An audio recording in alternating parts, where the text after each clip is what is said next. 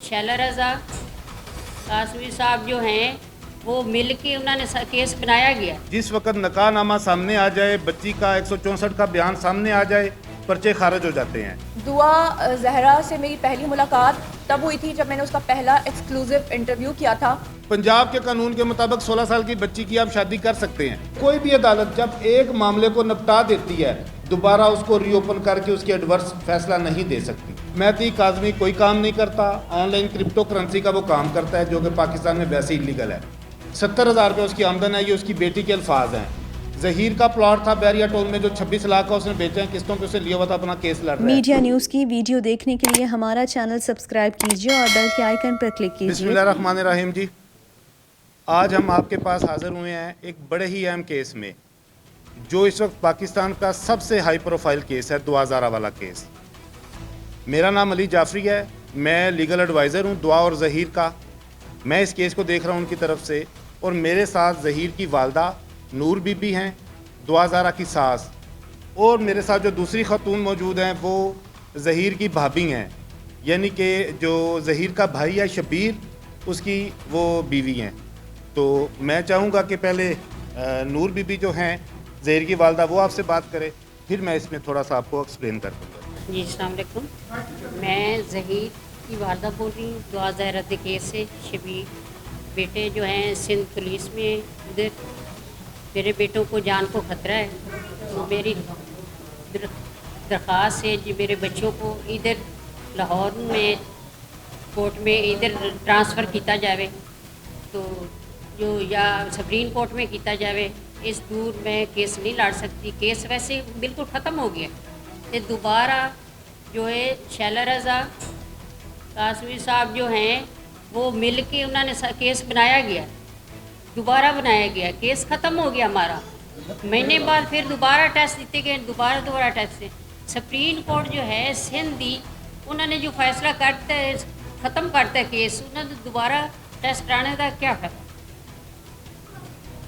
मेरी गुजारिश है मेरे बच्चों को वापस इधर ले आया जाए लाहौर में या सुप्रीम कोर्ट में। लाहौर इस इन्होंने फैसले किए ने, इधर ही फैसले होने चाहिए। ज़्यादगी कर रहे हैं।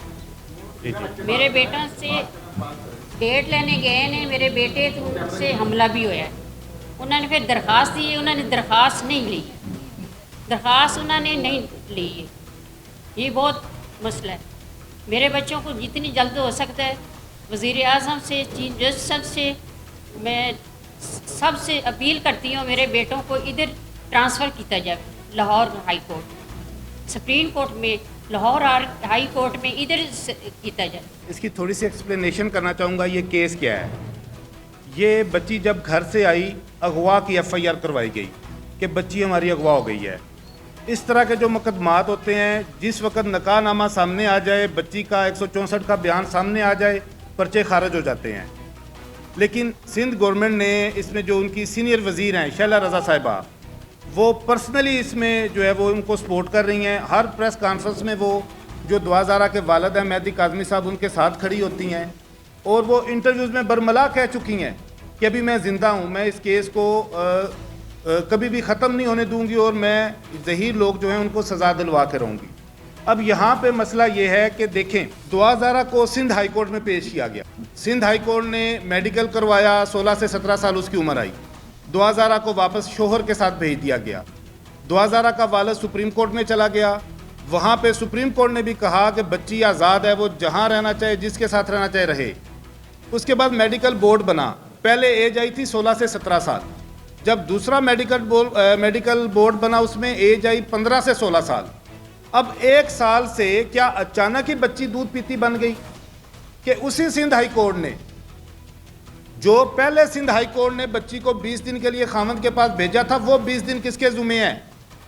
वो 20 दिन किसके खाते में आएंगे? हमारा सवाल है ये बहुत बड़ा, कानून नाफिज करने वाले अदारों से, हमारी अदलिया से, कि हमारी जो आला अदलिया है कम अज़ कम वो तो कानून का मजाक ना बनाए। हुमा यूनुस का केस था, 14 साल की वो बच्ची थी, उसको वहाँ पे इसी सिंध हाई कोर्ट ने उसके खामद के साथ भेजा। 14 साल एज उसकी इस्टेब्लिश थी, और यहाँ पे 15 से 16 साल भी अगर हम तस्लीम कर लें तो लाहौर के कानून के मुताबिक, पंजाब के कानून के मुताबिक 16 साल लीगल एज है। पंजाब के कानून के मुताबिक 16 साल की बच्ची की आप शादी कर सकते हैं।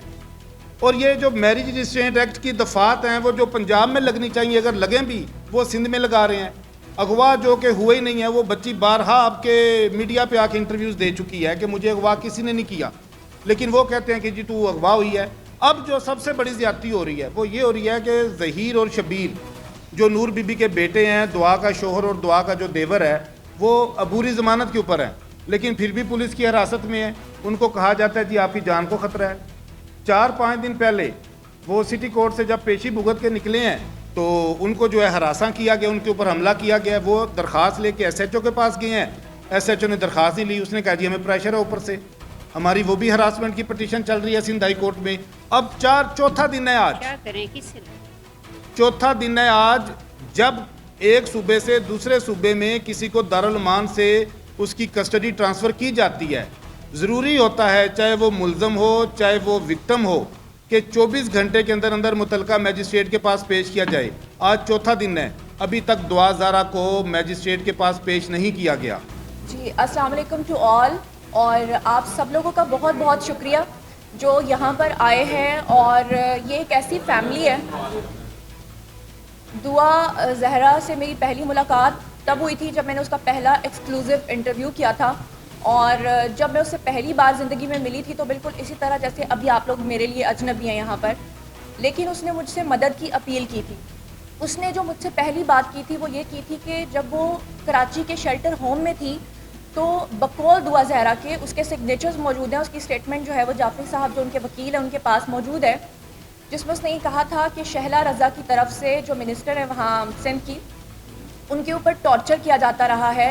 और बकौल दुआ जहरा के 3-3 घंटे तक वो उसके पास डेली आकर बैठी थी, क्योंकि हमारा जो मेरा इन्फॉर्मेशन का सोर्स था वो ये था कि शायद वो एक मरतबा आई हैं, लेकिन दुआ जहरा के बकौल वो रोज़ाना आती थी और 3-3 घंटे उसके पास बैठती थी और उसको बहुत ही ख़तरनाक किस्म की बातें करती थी, जिसमें से 2 बातें मैं आपको बता देती हूँ। नंबर 1 ये कि अगर तुमने अपनी स्टेटमेंट को ना बदला तो हम लोग इसे लिसानियत की बुनियाद पे और फ़िरका वारियत की बुनियाद पे हम जो है ना इसको लेकर जाएंगे।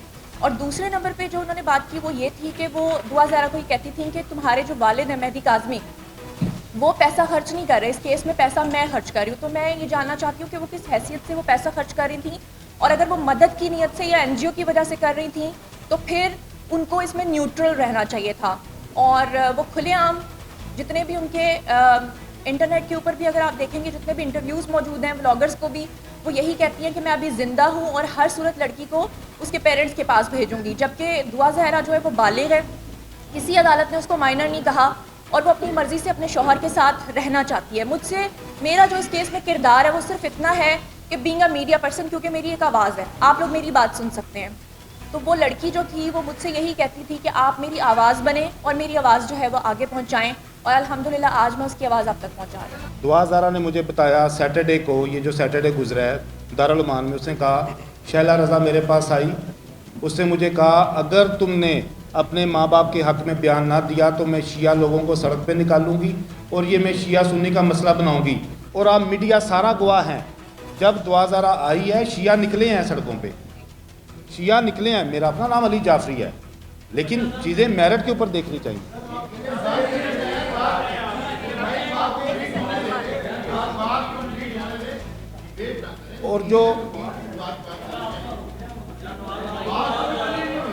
और जो अदलिया का, एक मिनट जी, मैं चूँकि मैं वकील जो होते हैं वो ऑफिसर्स ऑफ द कोर्ट होते हैं, जो अदलिया का उन्होंने सवाल किया बिल्कुल ठीक सवाल किया है।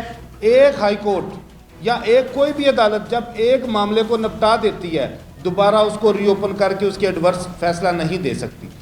मुझे नजर आ रही है ये मसला हुकूमत और अमानत का है, आप इसको पे डाल देना उससे यकीन ज़्यादा उलझेगा, ज़्यादा काम। सर मैं बता देता हूँ, देखें बच्ची कोई वहाँ पे मलीर कैंट के कोई 10 कनाल के बंगले से नहीं आई, 1.5 मरले के 1.25 कमरे के फ्लैट से आई है। मेहदी काज़मी कोई काम नहीं करता, ऑनलाइन क्रिप्टो करेंसी का वो काम करता है जो कि पाकिस्तान में वैसे इलीगल है। 70,000 रुपये उसकी आमदन है, ये उसकी बेटी के अल्फाज हैं। ज़हीर का प्लॉट था बैरिया टोल में जो 26 लाख का उसने बेचा है, किस्तों पे उसे लिया हुआ था, अपना केस लड़ रहा है। उसके भाई का प्लॉट था जो पहले उन्होंने बेचा है, वो उन्होंने अपना केस, अभी भी उनके घर से हम रात को विज़िट करके आए हैं, 3 मरले का घर इस वक्त भी इन्होंने डबल स्टोरी रेंट पे लिया हुआ है, जिसमें ऊपर वाला पोर्शन दुआ को दिया हुआ था। अपने पेरेंट्स से ज़्यादा इन्होंने उसको खुश और आज़ाद रखा है। ये जो ये जो सवाल कर रहे हैं ना, देखें भाईजान, ये जो मेरी बात सुने भाईजान, मैं लेट मी मेरी यार सुने। मैं आपके हर लीगल सवाल का जवाब दूंगा, लेकिन वो जो सवाल कर रहे हैं मसला ये है, लीगल मसला नहीं है। मैं आपको लीगल में जवाब दूंगा, लेकिन ये जितनी बातें कर रहे हैं मसला ये है। ये केस क्या है? ये मीडिया के ऊपर केस है। ये चंद यूट्यूबर्स हैं जो अफवाहें फैला रहे हैं इस तरह की। ये केस लीगली देखा जाए, जिस वक्त आप में से बहुत से लोग इस चीज़ से वाकिफ़ होंगे, जिस वक्त 164 की स्टेटमेंट हो जाए, अब्दक्ती खुद कह दे, मगविया खुद कह दे कि मुझे अगवा नहीं किया गया, लीगल इसकी तो वहीं पे एंडिंग हो जाती है। अब ये जो भाई बातें कर रहे हैं कि लोगों को कंफ्यूज किया जा रहा है, गैंग कहाँ है? गैंग 2 सूबों की पुलिस ने, CIA ने, अब SPU के पास केस है, 2 सूबों की इंटेलिजेंस ने इस केस को इन्वेस्टिगेट किया है। आपके पास आने का मकसद ये है, हमने एप्लीकेशन दी है जी, ये एप्लीकेशन है जी, 1 मिनट जी, किया हमने, वो उधर भी गए हैं, हमने चैलेंज कर दिया हुआ है, हम केस ट्रांसफर में भी जा रहे हैं, क्वेश्चन में भी जा रहे हैं। ये हमने जनाब चीफ जस्टिस साहब को भी लेटर लिख दिया है इनकी तरफ से, और प्रेसिडेंट ऑफ पाकिस्तान को भी हमने एप्लीकेशन दी है जी। रिश्ता लेते ਅਸੀਂ गए सी कराची चाचे के घर, जहीर के चाचे के घर जाना से उनके घर। बच्ची ने रास्ते में उन्हें मना करता है, मेरी वालदा ने मना किया है, पापा ने मना किया है, रिश्ता लेने हमारे घर नहीं आना। ठीक है, हम लोग नहीं गए, हम लोग रास्ते में आधा सफ़र कर रहे हैं। बच्चे ने क्या है भी, हम लोग रह जाते हैं, हमारे कज़न हैं, आप मना लो, अगर मान जाएंगे तो हम आ जाएंगे खुशी से, नहीं मानेंगे तो हम वापस आ जाएंगे। जो ज़हीर है वो 20-21 साल का है, जो ज़हीर का भाई शबीर है वो मेरा ख्याल है 24-25 साल का होगा। सफ़ेद अनपढ़ ये हैं, दर्जा 4 में ये पंजाब यूनिवर्सिटी में मुलाजम है, खामद इनका नहीं है। ये एक फितरी सी चीज़ है, ये नहीं कोई भी और होता। यहाँ पे बड़े बड़े लोग हैं जनाब जो दवाई लेने गए हुए वापस नहीं आए मुकदमों की वजह से। जो FIR या मुकदमात होते हैं, इनका बहुत बड़ा असर होता है, और ये लोग भागते हैं, लोग तो मुल्क छोड़ जाते हैं भाईजान। ये एक फितरी अमल है।